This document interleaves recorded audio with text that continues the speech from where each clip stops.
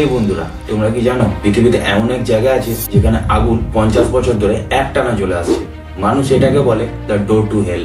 জায়গাটি তুর্কমেনিস্তানের কারাকরম মরুভূমিতে। রাতে এটাকে দেখলে মনে হয় পৃথিবীর নরকের মধ্যে থাকা এক বিশাল খোলা দরজা। 1971 সালে সোভিয়েত বিজ্ঞানীরা এখানে গ্যাস খনন করতে এসেছিল। হঠাৎ মাটি ধসে যায়, তৈরি হয় এক বিশাল গর্তের, আর এর ভেতর থেকে বেরোতে শুরু হয় বিষাক্ত মিথেন গ্যাস। বিজ্ঞানীরা ভাবলো অল্পদিন বোধহয় আগুন জ্বালিয়ে রাখলে সমস্ত গ্যাস শেষ হয়ে যাবে, তাই তারা গর্তটিতে আগুন জ্বালিয়ে দেয়। কিন্তু এটা তাদের ভুল ছিল, এক ভয়ঙ্কর ভুল।